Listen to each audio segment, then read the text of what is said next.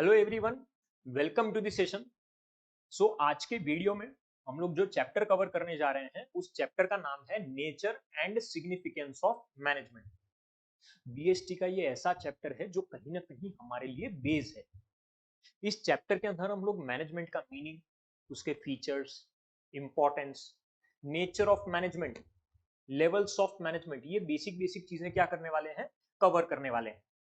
तो सबसे पहले हमको ये देखना है कि मैनेजमेंट क्या होता है। तो पहले मैनेजमेंट का मीनिंग कवर करेंगे हम लोग। अब जब हम लोग मैनेजमेंट की बात करते हैं ना, तो एक सिंपल चीज याद रखें, art of getting things done through the people. क्या बोला मैंने? Art of getting things done through the people. किस तरह से मैं दूसरे लोगों से काम कंप्लीट करवाता हूं, उसको मैं क्या बोलता हूं?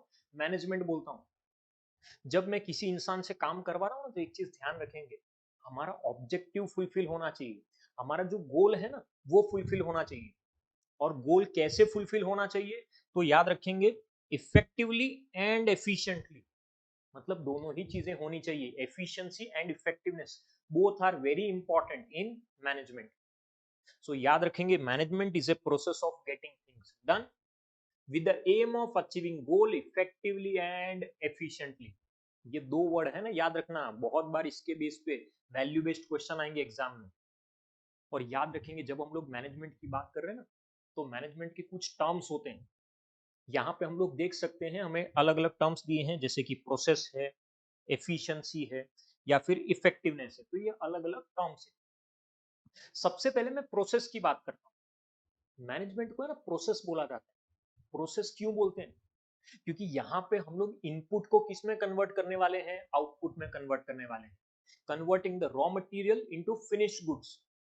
और जब मैं कन्वर्ट करता हूँ ना, तो मैं एक प्रोसेस फॉलो करता हूँ। मैनेजमेंट का प्रोसेस है, 5 फंक्शन है। कौन से 5 फंक्शन होते हैं मैनेजमेंट के? Planning, organising, staffing, directing and controlling. यानी ये 5 अलग अलग फंक्शन है, ये पूरी प्रोसेस है जिसकी मदद से हम लोग इनपुट को किस में कन्वर्ट करने वाले हैं? आउटपुट में कन्वर्ट करने वाले हैं। तो पहले क्लियर होना चाहिए प्रोसेस। सेकेंड हम लोग बात करते हैं इफेक्टिवनेस की। पहले effectiveness.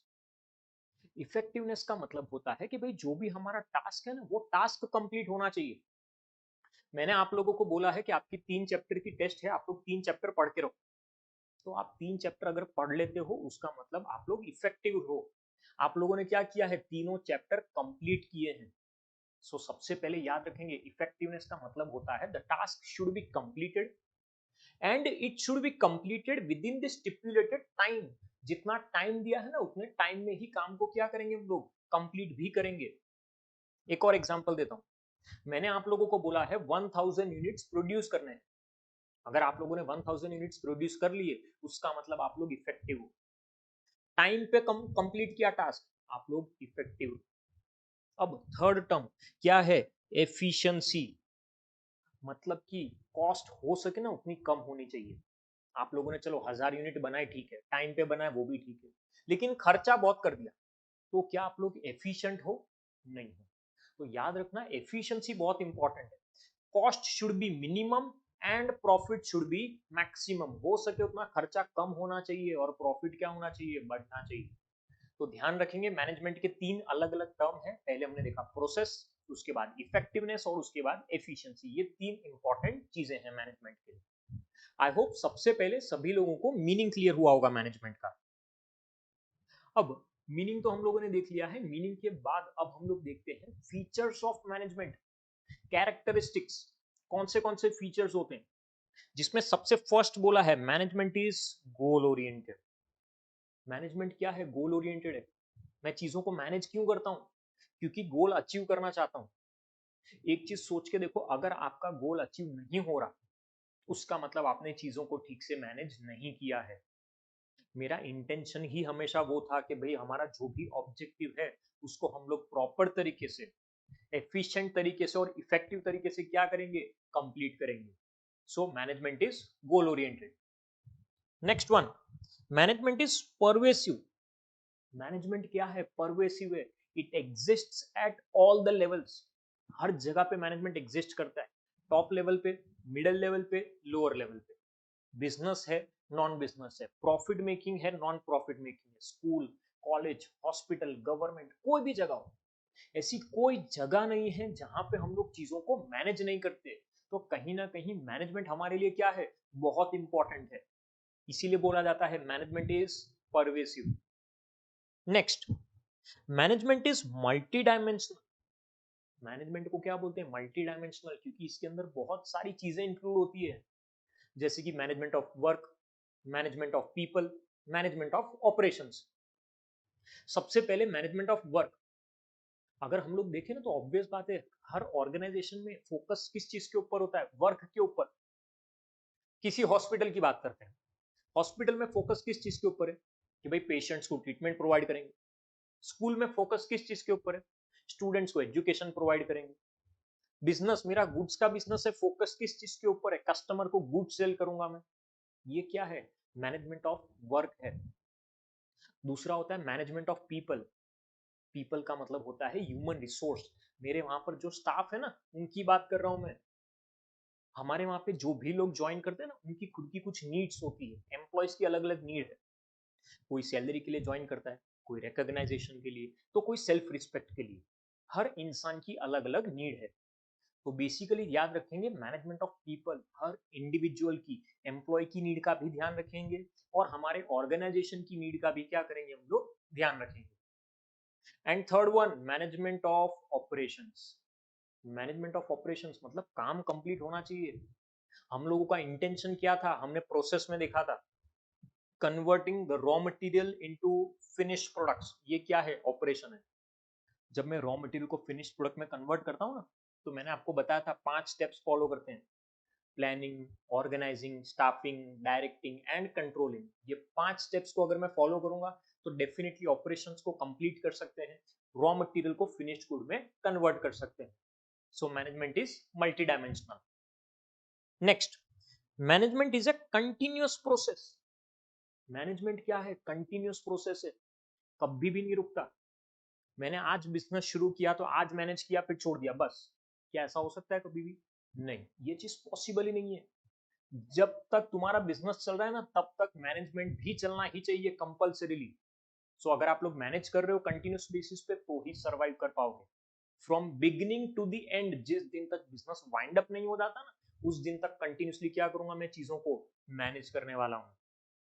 Next one, management is A group activity. Management क्या है, ग्रुप एक्टिविटी है। हम लोग यहाँ पे सब लोग मिलके काम कर रहे हैं। हर इंडिविजुअल को उसका रोल पता है, उसकी ड्यूटी पता है। हर इंडिविजुअल है, उसका जो रोल है, उसकी जो रिस्पॉन्सिबिलिटी है ना, वो प्रॉपर तरीके से फुलफिल कर रहा है। अगर हर इंडिविजुअल खुद की रिस्पॉन्सिबिलिटी फुलफिल करेगा, तो अपने आप जो काम है वो कंप्लीट हो ही जाएगा डेफिनेटली। और इसीलिए क्या बोला जाता है, management is A group activity. सब लोग कहीं ना कहीं मिलके काम कर रहे हैं, तो ही हम लोग ऑब्जेक्टिव्स को क्या कर सकते हैं, अचीव कर सकते हैं। Next one, management is A dynamic function. Dynamic का मतलब क्या होता है, चेंज। सो बेसिकली ना, मार्केट की जब मैं बात करता हूँ, बिजनेस एनवायरनमेंट की जब मैं बात करता हूँ, हर थोड़े टाइम में कुछ ना कुछ चेंजेस आते हैं, और इसीलिए उसको क्या बोला जाता है, डायनामिक बोला जाता है। बिजनेस एनवायरनमेंट कभी कांस्टेंट नहीं होता, वहां पे चेंजेस आ रहे हैं। और अगर बिजनेस एनवायरनमेंट में चेंजेस आ रहे हैं, तो हम लोग भी उन चेंजेस को कंपलसरी बेसिस पे क्या करेंगे, एक्सेप्ट करेंगे। हमारे बिजनेस में भी हम लोग क्या करेंगे, वो चेंजेस को लेके आएंगे। And last feature, management is intangible. Management क्या है, इंटेंजिबल है। इंटेंजिबल का मतलब क्या होता है, which can not be seen और टच्ड। ना ही मैं उसको देख सकता हूं, ना मैं उसको टच कर सकता हूं। क्या मैनेजमेंट को देख सकते हो, टच कर सकते हो, नहीं, सिर्फ फील कर सकते हो। हाँ, नो डाउट, जो इंसान मैनेज करता है, manager, he is tangible. Manager को मैं देख सकता हूँ, टच कर सकता हूँ। सो याद रखेंगे, management is intangible, it can not be seen और touch, but the person who manages is tangible. So ये हमारे यहाँ पर फीचर्स कंप्लीट होते हैं, features of management. I hope सबसे पहले यहाँ तक सभी को क्लियर होना चाहिए, यहाँ तक किसी को कोई डाउट नहीं होना चाहिए। ये हमारा चैप्टर का बेसिक पार्ट है, that is meaning and features of management.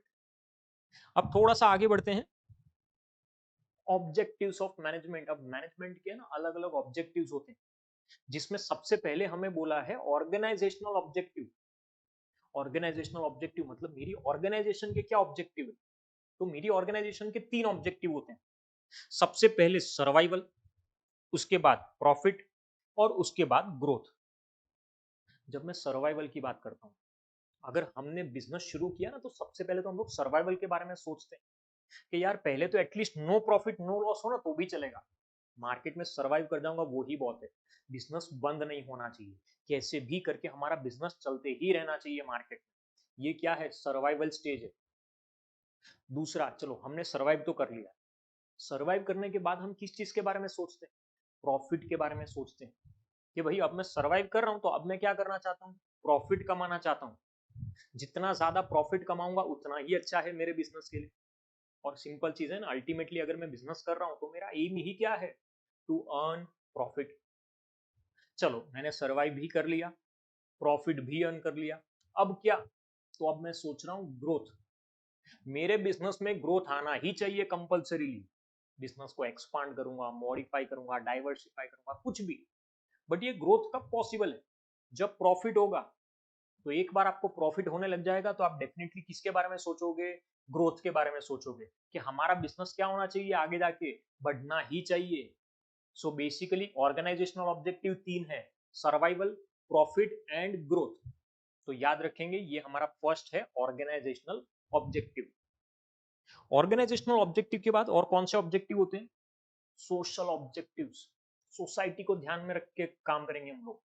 कौन से सोशल ऑब्जेक्टिव्स है, first supply of quality products at reasonable price.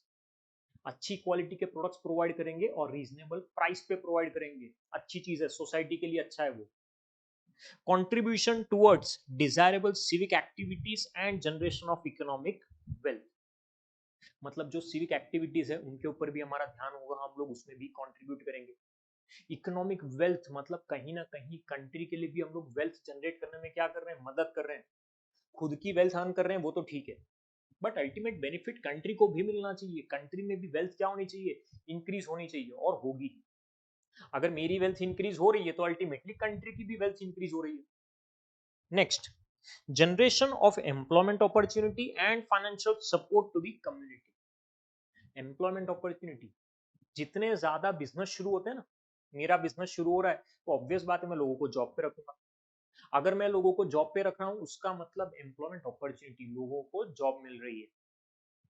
Financial support का मतलब है कहीं ना कहीं अगर जरूरत है कम्युनिटी में तो हम लोग फाइनेंशियली भी सपोर्ट करेंगे। कोरोना के टाइम पे बहुत सारे लोगों ने मदद की, इंडस्ट्रियलिस्ट थे जितने भी बड़े बड़े, उन लोगों ने डेफिनेटली फाइनेंशियल सपोर्ट प्रोवाइड किया कम्युनिटी को। अच्छी चीज है, होना ही चाहिए ये। Next, organising educational, health and vocational training programmes. मतलब हम लोग अलग अलग प्रोग्राम से रखेंगे, अरेंज करेंगे, चाहे वो एजुकेशन से रिलेटेड हो, हेल्थ से रिलेटेड हो, कोई भी चीज से रिलेटेड हो। अच्छी चीज है, सोसाइटी में ये सब चीजें भी होनी चाहिए, जरूरी है। Next, participating actively in the social service projects of government and NGOs. Government और एनजीओ जो भी है उनके साथ हम लोग भी मदद करेंगे, सोशल सर्विस हमें भी करनी चाहिए। सिर्फ गवर्नमेंट या एनजीओ से ना सोसाइटी की प्रॉब्लम्स को सॉल्व नहीं कर सकती, बिजनेस को भी आगे आना चाहिए, कंट्रीब्यूट करना चाहिए इन सब चीजों में। Using environmental friendly methods, production करो ठीक है लेकिन एनवायरमेंटल फ्रेंडली मेथड से, एनवायरमेंट को बहुत एज सच डैमेज नहीं होना चाहिए। And last, providing employment opportunity to the weaker section. Society में जो भी वीकर सेक्शन है, इकोनॉमिकली या सोशली बैकवर्ड रीजन से, उनको भी एम्प्लॉयमेंट अपॉर्चुनिटी मिलनी चाहिए ताकि वो लोग भी क्या कर सके, काम कर सके, आगे बढ़ सके। सो ये सब क्या है, हमारे social objectives. Next, last one, personal objectives. पहले क्या दिखा था, ऑर्गेनाइजेशनल ऑब्जेक्टिव, उसके बाद क्या दिखा, सोशल ऑब्जेक्टिव, और नेक्स्ट क्या है, पर्सनल ऑब्जेक्टिव। पर्सनल ऑब्जेक्टिव में देखते हैं, एम्प्लॉयज से रिलेटेड है, ह्यूमन ऑब्जेक्टिव है ये।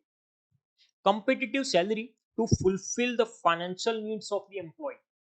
सबसे पहले तो एम्प्लॉयज को अच्छी सैलरी पे करो, कंपिटिटिव सैलरी, कि भाई एम्प्लॉयज की जो फाइनेंशियल नीड्स है एटलीस्ट वो क्या होनी चाहिए, फुलफिल होनी चाहिए। तो पहले हम एम्प्लॉयज को क्या करेंगे, अच्छी सैलरी पे करेंगे। Next, promotion, training, personal growth and development of employees. मतलब हम लोग एम्प्लॉयज के प्रमोशन के बारे में, उनकी ट्रेनिंग, उनके ग्रोथ, ये सब चीजों के बारे में भी सोचेंगे, बहुत इंपॉर्टेंट है।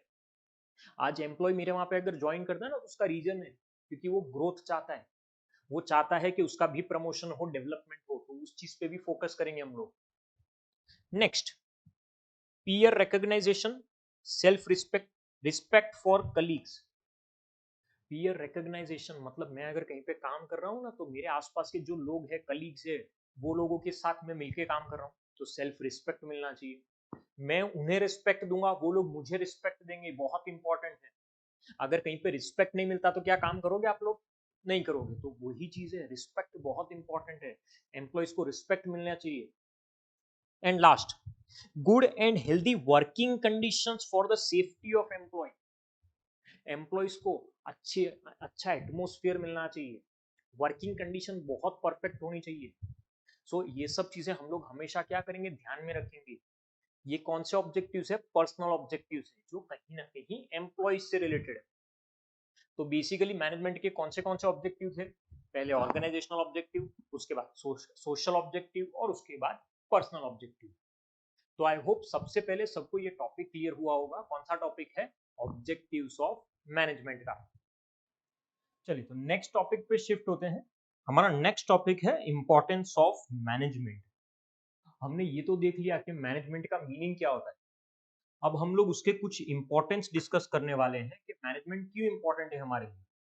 जिसमें सबसे फर्स्ट पॉइंट हमें बताया है, management helps in achieving the group goals. मतलब हमारी ऑर्गेनाइजेशन के जो भी ऑब्जेक्टिव्स है ना, वो ऑब्जेक्टिव्स हम लोग कब अचीव कर सकते हैं? जब हम लोग चीजों को प्रॉपर तरह से क्या करेंगे, मैनेज करेंगे।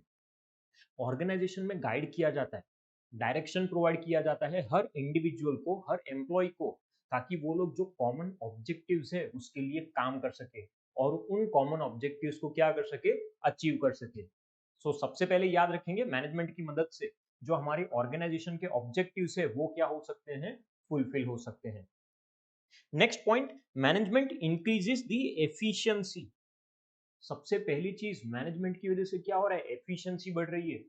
हम लोग चैप्टर के स्टार्टिंग से पढ़ते आ रहे हैं, एफिशिएंसी एंड इफेक्टिवनेस। यहाँ पे एफिशिएंसी की बात की है। मैं जितना अच्छे से चीजों को मैनेज करता हूँ ना, उतना ही वेस्टेज कम होगा। वेस्टेज कम, उसका मतलब कहीं ना कहीं कॉस्ट भी रिड्यूस होगी, और कॉस्ट रिड्यूस हो रही है मतलब अल्टीमेटली हमारी एफिशिएंसी क्या हो रही है, इंक्रीज हो रही है। So management increases the efficiency. Next, management creates a dynamic organisation. Management क्या कर रहा है, डायनेमिक ऑर्गेनाइजेशन क्रिएट कर रहा है। जब मैं बिजनेस एनवायरनमेंट की बात करता हूँ, तो बिजनेस एनवायरनमेंट में कंटिन्यूसली चेंजेस आते हैं, कुछ ना कुछ, चाहे वो टेक्नोलॉजी हो, कस्टमर का taste and preference, government policy, कोई भी चीज। हमारे वहां पर जो एम्प्लॉयज है ना, वो रेजिस्ट करते हैं, वो इन चेंजेस को बहुत जल्दी एक्सेप्ट नहीं करते। अगर हम लोग प्रॉपर तरह से चीजों को मैनेज कर रहे हैं, एम्प्लॉयज को गाइड कर रहे हैं, मोटिवेट कर रहे हैं, तो डेफिनेटली हम लोग इन चेंजेस को हमारी ऑर्गेनाइजेशन में क्या कर सकते हैं, अप्लाई कर सकते हैं, और हम लोग चीजों को प्रॉपर तरीके से क्या कर सकते हैं, अचीव कर सकते हैं। सो मैनेजमेंट की वजह से कौन सा ऑर्गेनाइजेशन क्रिएट हो रहा है, dynamic organisation. Next point, management helps in achieving the personal objectives. हमने फर्स्ट पॉइंट में क्या देखा था, कॉमन ऑब्जेक्टिव की बात की थी, मतलब ऑर्गेनाइजेशन के ऑब्जेक्टिव। बट आप लोग सोच के देखो, अगर आप लोग मेरी ऑर्गेनाइजेशन ज्वाइन कर रहे हो, तो डेफिनेटली आपका भी कुछ ना कुछ पर्सनल ऑब्जेक्टिव होगा उसके अंदर। आप लोग शायद सैलरी के लिए ज्वाइन करते हो, प्रमोशन के लिए, रिकग्नाइजेशन के लिए, किसी भी चीज के लिए। तो मैनेजमेंट में हमको फोकस करना है कि हम लोग कॉमन ऑब्जेक्टिव के साथ साथ जो इंडिविजुअल ऑब्जेक्टिव है एम्प्लॉयज के, पर्सनल ऑब्जेक्टिव्स, वो भी क्या होने चाहिए, फुलफिल होने चाहिए। And last point, management helps in development of society. Management की वजह से सोसाइटी पे क्या इफेक्ट आता है? तो बहुत सिंपल चीज है, जितने ज्यादा बिजनेस एस्टैब्लिश होते हैं, ऑर्गेनाइजेशन एस्टैब्लिश होती है, उतना ही कहीं ना कहीं लोगों को एम्प्लॉयमेंट अपॉर्चुनिटी मिलती है। एम्प्लॉयमेंट अपॉर्चुनिटी मिलेगी मतलब आप लोगों की इनकम बढ़ रही है, और अगर इनकम बढ़ रही है तो स्टैंडर्ड ऑफ लिविंग भी बढ़ रहा है। दूसरी चीज, हम लोग ऐसा भी तो कर सकते हैं ना कि हम लोग अच्छी क्वालिटी के गुड्स प्रोवाइड कर रहे हैं एट अ लोअर प्राइस, तो उसकी वजह से भी आप लोगों का स्टैंडर्ड ऑफ लिविंग बढ़ेगा। मतलब एम्प्लॉयमेंट अपॉर्चुनिटी है, या फिर good quality products at reasonable price है, इन सब चीजों की वजह से सोसाइटी पे इम्पैक्ट आता है। तो ये बेसिकली हमारे पॉइंट्स हैं इंपॉर्टेंस ऑफ मैनेजमेंट के। आई होप पहले यहां तक ये टॉपिक क्लियर होना चाहिए सबको। और अब यहाँ पे हम लोगों ने चलो फीचर्स देख लिए, इंपॉर्टेंस देख लिए। अब जो नेक्स्ट टॉपिक हम लोग देखने वाले हैं ना वो बहुत इंपॉर्टेंट है, जिसको बोला जाता है नेचर ऑफ मैनेजमेंट। क्या बोलेंगे? Nature of management. बहुत बार है ना कंफ्यूजन होता है, एग्जाम में वो लोग पूछते हैं ना नेचर ऑफ मैनेजमेंट, तो हम लोग फीचर्स लिख देते हैं। यहाँ पे अलग है, नेचर अलग है, फीचर्स अलग है। फीचर्स हम लोग ऑलरेडी कंसिडर कर चुके हैं, बट अब हम लोग नेचर की बात करते हैं। तो नेचर में हम लोग तीन चीजें पढ़ने वाले हैं, management as a science, management as an art, management as a profession. तीन चीजें, कौन सी तीन? Science, art and profession. जब मैं साइंस, आर्ट और प्रोफेशन की बात करता हूं तो सबसे पहले मुझे ये पता होना चाहिए कि साइंस क्या है। जब हम लोग साइंस की बात करते हैं ना तो साइंस क्या है? Systematic and organised body of knowledge. Science के अंदर है ना नॉलेज की जरूरत है। एक्सपेरिमेंट्स होते हैं, ऑब्जर्वेशंस होते हैं, लॉ होते हैं, अलग अलग प्रिंसिपल्स होते हैं। क्या इन सब चीजों के बिना साइंस पॉसिबल है कभी भी? Not possible. इसीलिए यहाँ पे हमें डेफिनेशन भी दिया है, science can be defined as a systematic and organised body of knowledge. Knowledge की जरूरत है based on logical observe findings, facts and events. हम लोग अलग अलग एक्सपेरिमेंट्स करते हैं, ऑब्जर्व करते हैं चीजों को, और उसके बेस पे प्रिंसिपल्स को डेवलप किया जाता है। इवन हम लोगों को यहाँ पे साइंस के फीचर्स भी दिए हैं, और हम लोग चेक करेंगे क्या यही फीचर्स मैनेजमेंट में एग्जिस्ट करते हैं। चलो देखते हैं। First point, systematic body of knowledge. Science के अंदर है ना सिस्टमेटिक बॉडी ऑफ नॉलेज है, मटेरियल अवेलेबल है, स्टडी मटेरियल जिसके थ्रू मैं नॉलेज एक्वायर करता हूँ। सेम तरीके से यही चीज मैनेजमेंट में भी है। मैनेजमेंट में भी स्टडी मटेरियल अवेलेबल है जहां से मैं नॉलेज को क्या कर सकता हूँ? एक्वायर कर सकता हूँ। तो सिंपल चीज है, फर्स्ट फीचर तो दोनों में कॉमन है कि भाई स्टडी मटेरियल अवेलेबल है और वहां से हम लोग नॉलेज को क्या कर सकते हैं? एक्वायर कर सकते हैं। Second point, principles are based on experiments. Principles जो है साइंस के प्रिंसिपल्स, वो किस चीज पे डिपेंड करते हैं? एक्सपेरिमेंट पे डिपेंड करते हैं। हम लोग जितना ज्यादा एक्सपेरिमेंट करेंगे ना उतना ही अच्छे से किसी भी चीज को क्या कर सकते हैं? पता कर सकते हैं। साइंस के जो प्रिंसिपल्स है क्या वो ओवरनाइट डेवलप हो गए, रातों रात डेवलप हो गए? नहीं, प्रैक्टिकली पॉसिबल ही नहीं है। तो बहुत सालों तक एक्सपेरिमेंट किया होगा, ऑब्जर्व किया होगा, उसके बाद प्रिंसिपल्स डेवलप हुए। सेम तरीके से मैनेजमेंट में भी एक्सपेरिमेंट्स किए गए हैं। मैनेजमेंट में भी एक्सपेरिमेंटेशन और ऑब्जर्वेशन के बेस पे ही हमने प्रिंसिपल्स को क्या किया है? डेवलप किया है। हाँ, फर्क इतना है, साइंस के अंदर हम लोग जो एक्सपेरिमेंट्स करते हैं वो लेबोरेटरी में करते हैं, और मैनेजमेंट के अंदर हम लोग जो एक्सपेरिमेंट्स करते हैं वो बेसिक एक्सपेरिमेंट्स है। ह्यूमन बींग्स को तो लेबोरेटरी में लेके जा नहीं सकते। तो याद रखेंगे ये प्रिंसिपल, ये जो फीचर्स है, ये पार्शली अप्लाई होता है। मतलब मैनेजमेंट में एक्सपेरिमेंट्स होते हैं नो डाउट, बट लेबोरेटरी में नहीं, क्योंकि मैनेजमेंट में हम लोग किससे डील कर रहे हैं? ह्यूमन बींग से डील कर रहे हैं, ह्यूमन बिहेवियर से डील कर रहे हैं। और ह्यूमन बिहेवियर को थोड़ी लेबोरेटरी में एक्सपेरिमेंट करेंगे कभी भी, not possible. And last point, universal validity. Universal validity मतलब साइंस के जो प्रिंसिपल्स है ना वो यूनिवर्सली सब जगह पे अप्लाई होते हैं। ऐसी कोई जगह नहीं है जहां पे वो अप्लाई नहीं होते। तो उसी तरीके से मैनेजमेंट प्रिंसिपल्स, बट हाँ याद रखेंगे मैनेजमेंट के जितने भी प्रिंसिपल्स हैं, हेनरी फ्योल के या फिर एफ डब्ल्यू टेलर के, ये जो भी प्रिंसिपल्स हैं ये अप्लाई होते हैं, but according to the situation. Situation के हिसाब से थोड़े बहुत चेंजेस कर सकते हैं। तो ये प्रिंसिपल भी क्या हो रहा है? कहीं ना कहीं पार्शली अप्लाई होता है मैनेजमेंट में। सो याद रखेंगे ये तीन फीचर्स है जो साइंस के अंदर है और मैनेजमेंट के अंदर भी है। हाँ, सेकंड और थर्ड प्रिंसिपल, सेकंड और थर्ड फीचर जो है वो थोड़ा बहुत ही अप्लाई होता है, पूरी तरीके से अप्लाई नहीं होता। और इसीलिए मैनेजमेंट को क्या बोला जाता है? Management as a science. But याद रखेंगे मैनेजमेंट को कभी भी प्योर साइंस नहीं बोला जाता। क्या बोला जाता है? इनएग्जैक्ट साइंस और सॉफ्ट साइंस। क्या बोलेंगे? इनएग्जैक्ट और सॉफ्ट साइंस। क्यों? क्योंकि सब कंडीशंस, सब फीचर्स पूरी तरह से अप्लाई नहीं हो रहे। सेकेंड वाला और थर्ड जो है ये पार्शली अप्लाई हो रहा है, इसीलिए उसको इनएग्जैक्ट या फिर सॉफ्ट साइंस बोला जाता है। तो सबसे पहला टॉपिक हमारा क्लियर होना चाहिए, management as a science. Next topic देखते हैं, that is management as an art. अब हम लोग जो फोकस कर रहे हैं ना वो आर्ट के ऊपर फोकस कर रहे हैं। आर्ट के अंदर भी systematic body of knowledge, knowledge की जरूरत तो है ही, ऑब्वियस बात है। लेकिन ये आर्ट की बात की है, मतलब आप लोगों के अंदर क्या होना चाहिए? Skills, creativity and practice. ये तीन चीज इंपॉर्टेंट है। क्या तीन चीज? स्किल, क्रिएटिविटी एंड प्रैक्टिस, ये तीन चीजें बहुत जरूरी है। इसके भी फीचर्स देखेंगे, क्या ये फीचर्स मैनेजमेंट में प्रेजेंट है या फिर नहीं है। First, systematic body of knowledge and existence of theoretical knowledge. सबसे पहली चीज कि भाई नॉलेज की रिक्वायरमेंट है। आर्ट के अंदर भी हमारे पास स्टडी मटेरियल अवेलेबल है जहां से हम लोग नॉलेज को एक्वायर कर सकते हैं। जैसे म्यूजिक की अगर मैं बात करता हूँ तो म्यूजिक में अलग अलग नोट्स होती है, म्यूजिक की सा रे गामा ये सब होती है ना नोट्स। तो वही सब चीजें उसी तरीके से स्टडी मटेरियल मैनेजमेंट में भी अवेलेबल है और वही मटेरियल से हम लोग नॉलेज एक्वायर कर सकते हैं। हमने साइंस में भी देखा था, यहाँ पे भी वही चीज कॉमन है। Next, personalised application.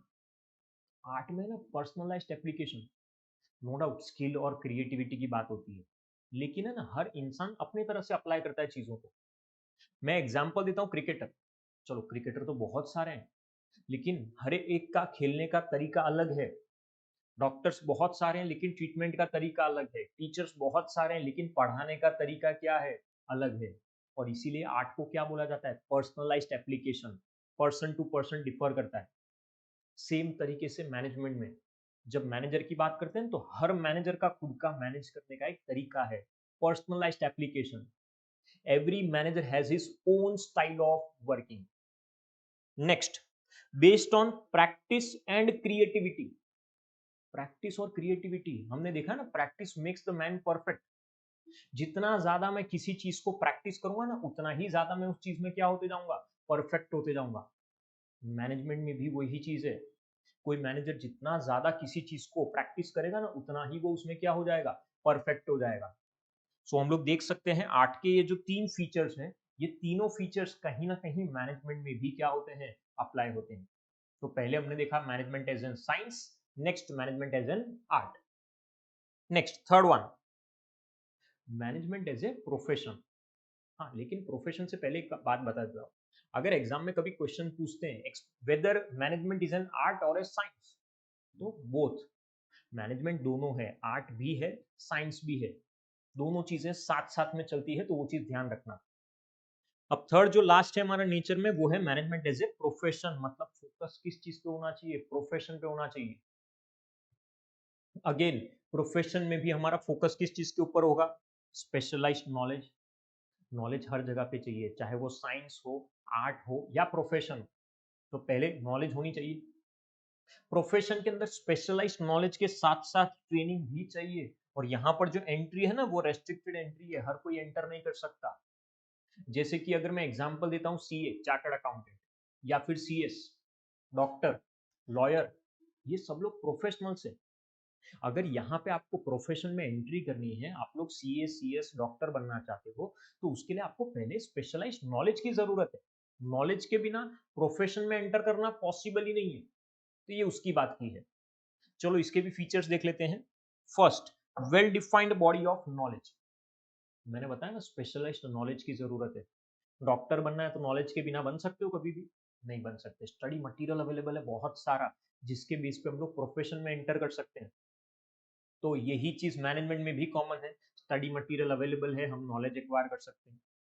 ये पॉइंट कॉमन है, सब में कॉमन है, साइंस में भी, आर्ट में भी और प्रोफेशन में भी। Next is restricted entry. Restricted entry की बात की, मैंने बताया ना हर कोई एंटर नहीं कर सकता। अगर आपको डॉक्टर बनना है तो उसके लिए पहले उसकी एग्जाम पास करनी होगी, आपको उसके लिए ट्रेनिंग लेनी होगी, उसके बिना नहीं। सीएस बनना है तो अगेन स्पेशलाइज्ड नॉलेज एक्वायर करो, एग्जाम पास करो, ट्रेनिंग लो, उसके बाद ही आप उस प्रोफेशन में एंटर कर सकते हो। याद रखेंगे ये जो चीज है ये मैनेजमेंट में अप्लाई नहीं होती। आज के टाइम में मैनेजर के लिए ना सच कोई क्वालिफिकेशन की जरूरत नहीं है। कोई भी इंसान मैनेजर बन सकता है इररिस्पेक्टिव ऑफ क्वालिफिकेशन। हाँ, आगे जाके शायद ऐसा पॉसिबल है कि ऐसा कुछ आ जाए मैनेजर के लिए क्वालिफिकेशन, लेकिन अभी के लिए तो ये चीज अप्लाई नहीं होती। Next, presence of professional association.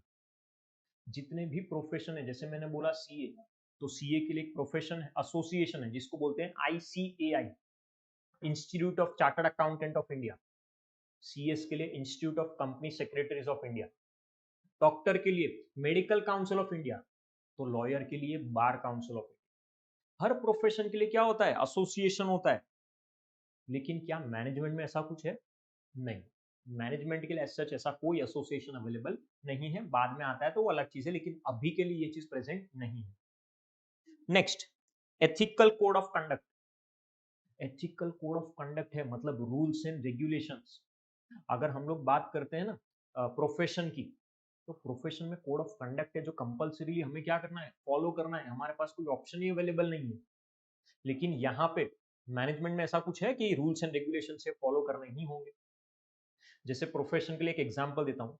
बहुत बार ऐसा होता है, सीए, सीएस, डॉक्टर, लॉयर, इन सब के एसोसिएशन ने बोला है कि भाई आप लोग एडवर्टीजमेंट नहीं कर सकते, प्रोहिबिटेड है। देखा है कभी एडवर्टीजमेंट सीए, सीएस की, डॉक्टर्स की? जल्दी से नहीं देखी होगी। बट मैनेजमेंट के अंदर है ना, एज सच ऐसे कोई एथिकल कोड्स प्रेजेंट नहीं है। And last point, service motive. Profession के अंदर है ना, सबसे इंपॉर्टेंट क्या होता है, सर्विस मोटिव। हमारा इंटेंशन होना चाहिए to provide services to the client. हाँ, मैनेजमेंट के अंदर नो डाउट हम लोग प्रॉफिट के बारे में सोचते हैं। मेन इंटेंशन क्या होता है, टू अर्न प्रॉफिट। हाँ, सेकेंडरी इंटेंशन होता है to provide good services to the client. But ये फीचर भी कहीं ना कहीं बहुत कम अप्लाई होता है। तो अगर देखा जाए ना, तो management as such purely profession नहीं है, क्योंकि बहुत सारी चीजें अप्लाई नहीं होती है। हाँ, आगे जाके डेफिनेटली मैनेजमेंट प्रोफेशन की कैटेगरी में आ जाएगा। तो हमारा ये जो टॉपिक है नेचर ऑफ मैनेजमेंट, वो कंप्लीट हुआ, जिसके अंदर हमने देखा management as an art, management as a science and management as a profession. तो यहां तक सभी को क्लियर होना चाहिए पहले। अब नेक्स्ट टॉपिक की बात करते हैं, जो है लेवल्स ऑफ मैनेजमेंट। मतलब किसी भी ऑर्गेनाइजेशन में अलग अलग लेवल होते हैं। जैसे कि हम लोग देख सकते हैं, top level, middle level and lower level. तीन अलग अलग लेवल है। जब मैं टॉप लेवल की बात करता हूं, तो उसके अंदर कौन आता है, chief executive officer, chief marketing officer है, director, managing director, chairman, president, vice president. ये सब कौन है, टॉप मैनेजमेंट में आते हैं। उसी तरीके से क्या है, एक और मिडल लेवल मैनेजमेंट है। मिडल लेवल मैनेजमेंट मतलब इसके अंदर कौन आएगा, तो departmental head, marketing manager, sales manager, production manager, purchase manager, ये सब लोग है, फाइनेंस मैनेजर। ये कौन है, डिपार्टमेंटल हेड है। कहाँ पे आते हैं लोग, मिडल मैनेजमेंट में, मिडल लेवल में आते हैं। एंड लास्ट वन, क्या पढ़ने वाले हम लोग, लोअर लेवल, जिसके अंदर सुपरवाइजर्स है, जूनियर मैनेजर्स है, फॉरमैन है, इंस्पेक्टर है, ये सब लोग आते हैं। तो बेसिकली हम लोग तीन अलग अलग लेवल पढ़ने वाले हैं। पहले हमने देखा top, middle and then lower. ये तीन अलग अलग लेवल्स को डिटेल में देखने वाले हैं, जिसमें सबसे फर्स्ट हम लोग देखेंगे टॉप लेवल। अब टॉप लेवल के अंदर कौन कौन आता है, वो तो हम पहले ही देख चुके हैं। चेयरमैन है, मैनेजिंग डायरेक्टर है, प्रेसिडेंट, वाइस प्रेसिडेंट, ये सब। बट इनके फंक्शंस क्या है, कौन से फंक्शंस परफॉर्म करते हैं। First point, determining the objectives of the enterprise. ये लोग सबसे पहले तो क्या करते हैं, ऑब्जेक्टिव्स को डिटरमाइन करते हैं। मतलब हमारी ऑर्गेनाइजेशन के जो भी ऑब्जेक्टिव है, वो कौन बनाएगा, ऑब्वियस बात है, टॉप मैनेजमेंट बनाने वाली है। Next, framing the plans and policies. ये लोग क्या कर रहे हैं, प्लान बना रहे हैं। ऑब्जेक्टिव अचीव करना तो प्लान तो होना चाहिए ना, पॉलिसीज होनी चाहिए। ये प्लान्स और पॉलिसीज कौन बना रहा है, टॉप लेवल बना रहा है। सो ध्यान रखेंगे, प्लान बनाने का काम भी किसका है, टॉप लेवल का है। Next, organising the activities to be performed by person working at middle level. Middle level पे कौन क्या काम करने वाला है, रिसोर्सेज को ऑर्गेनाइज करना, ये सब किसका काम है, टॉप लेवल का। तो पहले हम लोग एक्टिविटीज को ऑर्गेनाइज कर रहे हैं, और उसके बाद रिसोर्सेज को। मतलब बेसिकली हम लोग देखने वाले हैं कि भाई जो भी फाइनेंशियल रिसोर्स है, फिजिकल रिसोर्स मतलब फिक्स्ड एसेट्स, ह्यूमन रिसोर्स, ये सब चीजों को इकट्ठा करना है, असेंबल करना है, और उसकी मदद से ही हम लोग आगे बढ़ने वाले हैं। तो ये बेसिक बेसिक फंक्शन है टॉप लेवल के। और भी फंक्शन देखेंगे हम लोग। Responsible for welfare and survival. हमारी ऑर्गेनाइजेशन के लिए, वेलफेयर के लिए, सर्वाइवल के लिए कौन इंपॉर्टेंट है, कौन रिस्पॉन्सिबल है, टॉप लेवल।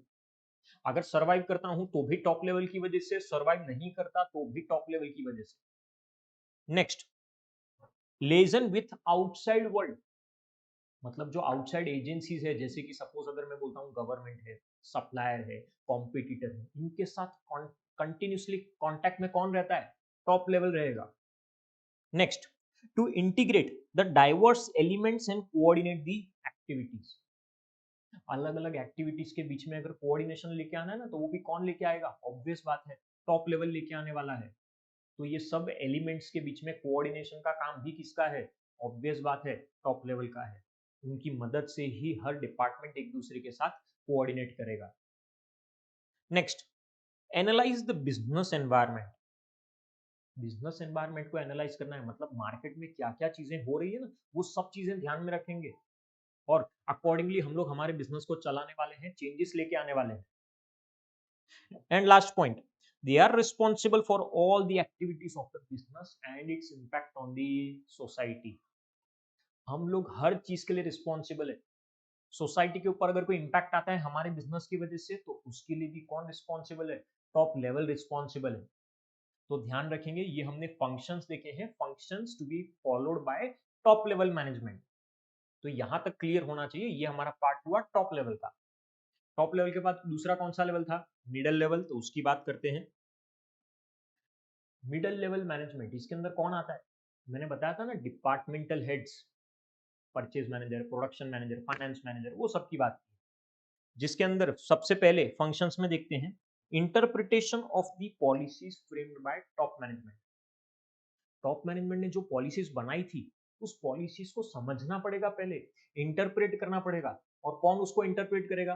ऑब्वियस बात है, मिडिल लेवल। मिडिल लेवल उसको इंटरप्रेट करता है, समझता है, और फिर आगे लोअर लेवल तक उस चीज को पास ऑन करता है।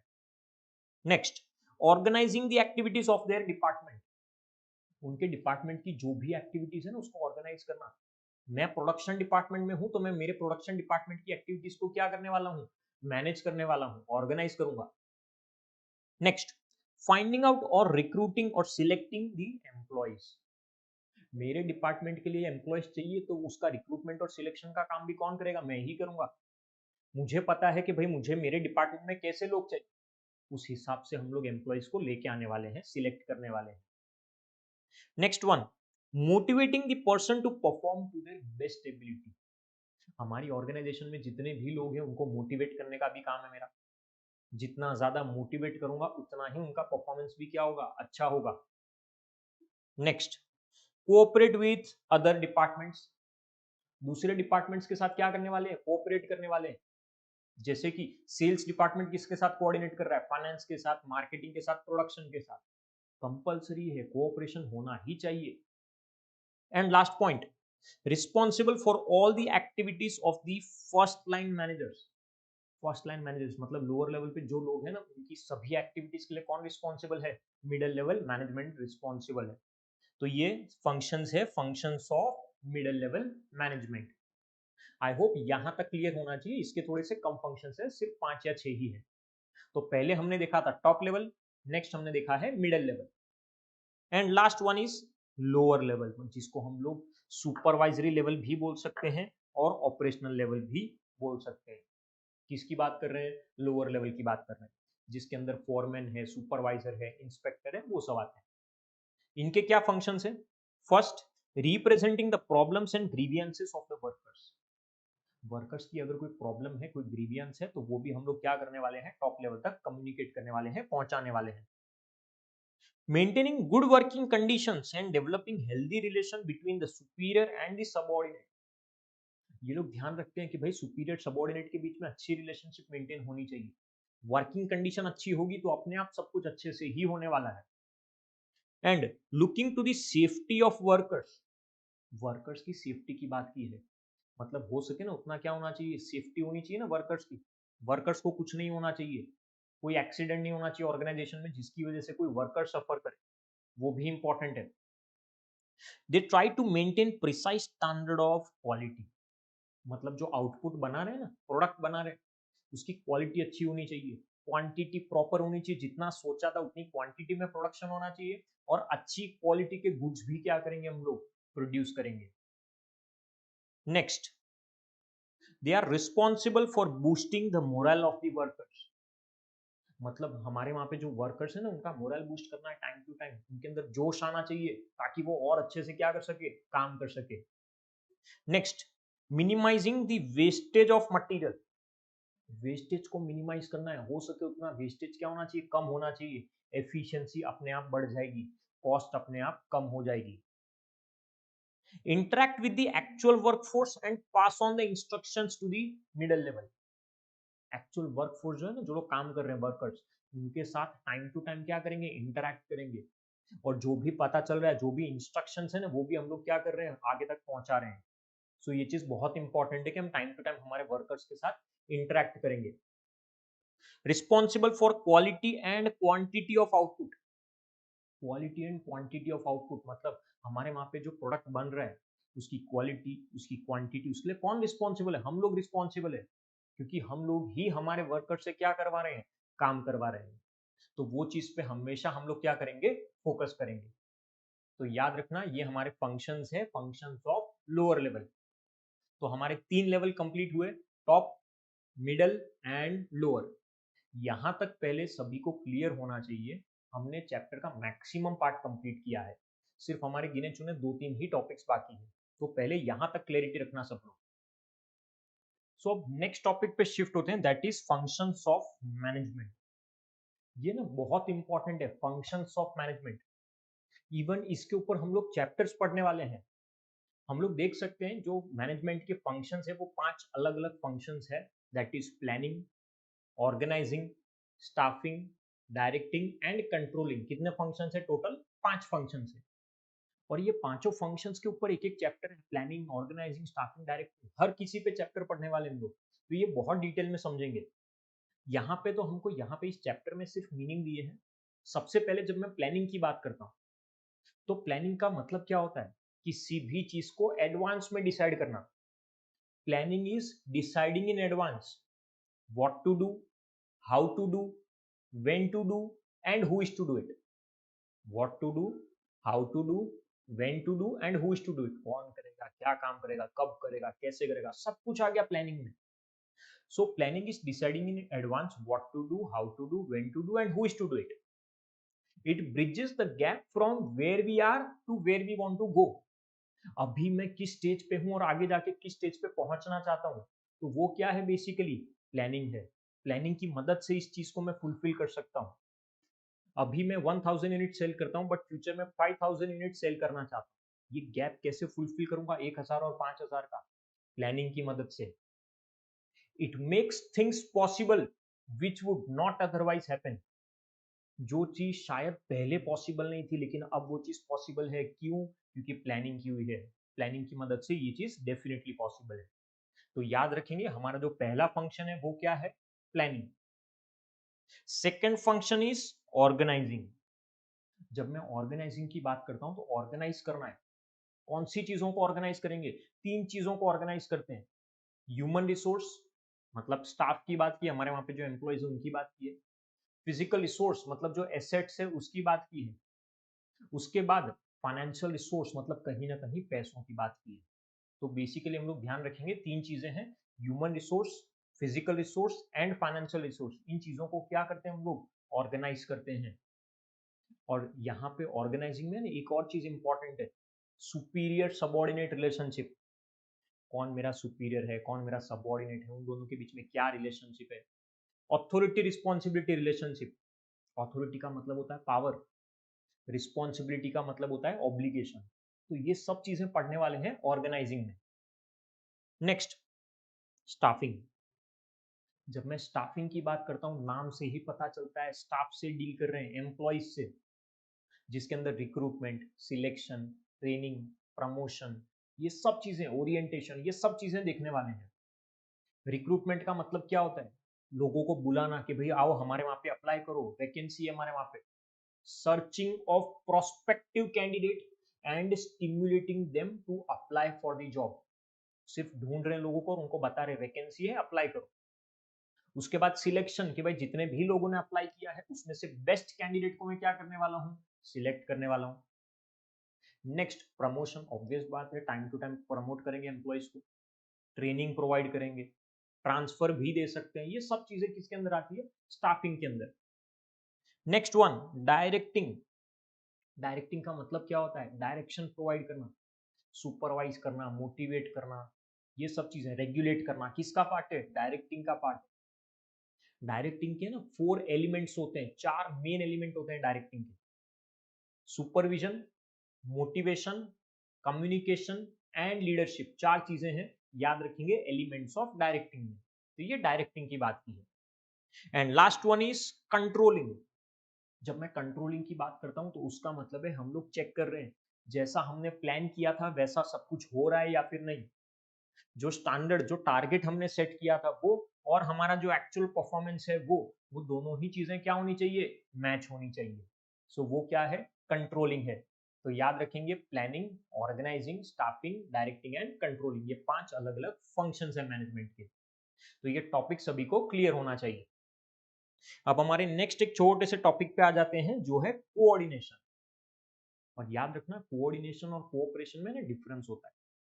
कोऑपरेशन जो वॉलंटरीली होता है, अपनी इच्छा से, मैं अपनी इच्छा से तुम लोगों के साथ काम कर रहा हूं, ये कोऑपरेशन है।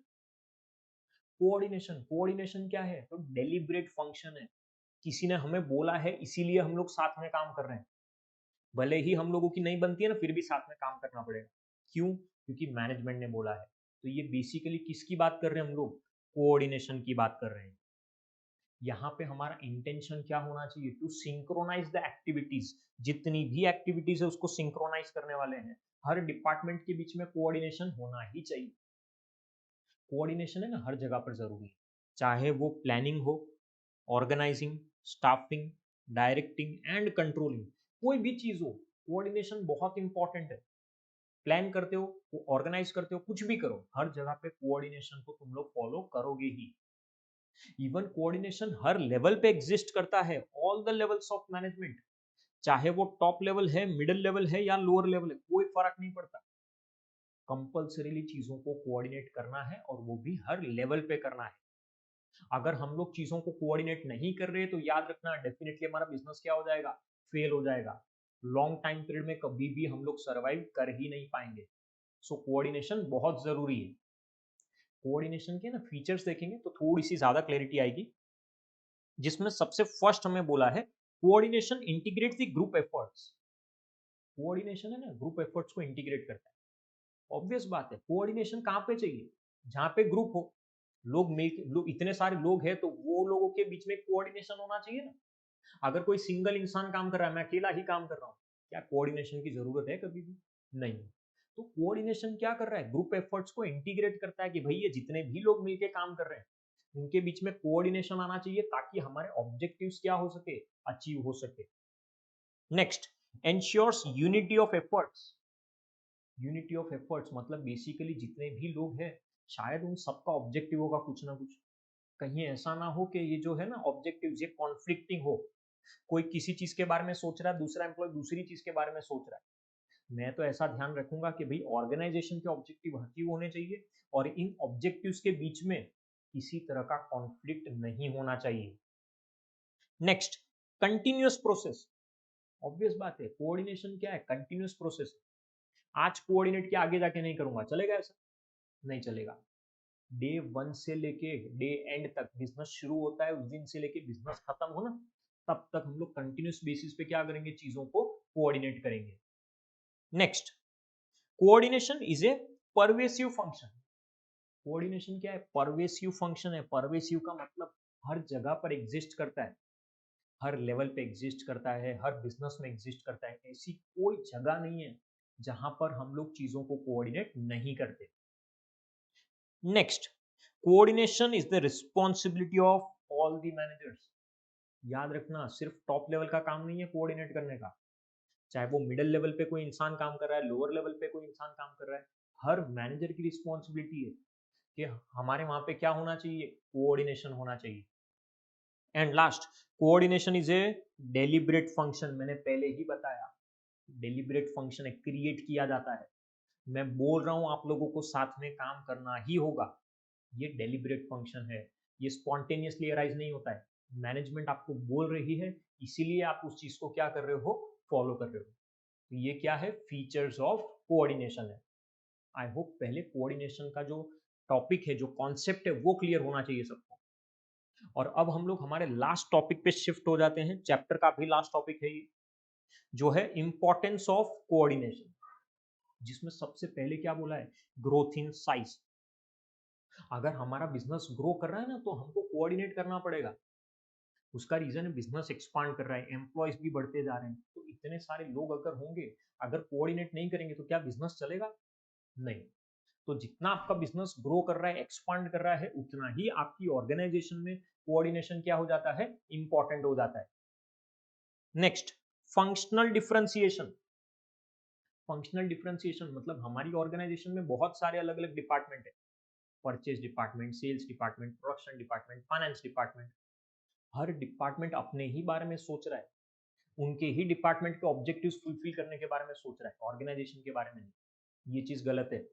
हम लोग कोऑर्डिनेट करेंगे और ध्यान रखेंगे कि डिपार्टमेंट के साथ साथ ऑर्गेनाइजेशन के ऑब्जेक्टिव्स भी क्या हो जाए, अचीव हो जाए। किसकी मदद से? कोऑर्डिनेशन की मदद से। And last point, specialisation. Specialisation का मतलब हमको पता है, नॉर्मली देखा जाता है कि जो इंसान जिस काम में एक्सपर्ट है उसको वही काम दिया जाए। बट एक प्रॉब्लम है, ये जो एक्सपर्ट्स है ना, इनको हमेशा क्या फील होता है कि यार अगर मैं इस चीज में एक्सपर्ट हूं ना तो कोई मुझे एडवाइस ना दे, मुझे ऑलरेडी आता है तो आप लोग मुझे क्यों सिखा रहे हो इस चीज के बारे में।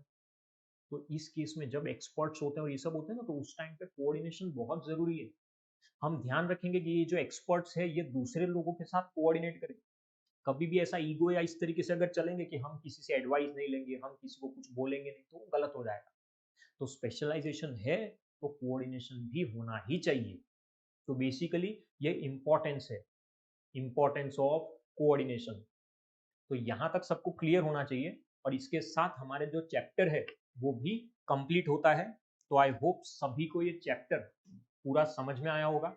अगर आपको किसी को भी कोई भी डाउट है तो आप लोग डेफिनेटली मुझे मैसेज कर सकते हो। नेक्स्ट वीडियो में हम लोग नए चैप्टर के साथ मिलेंगे।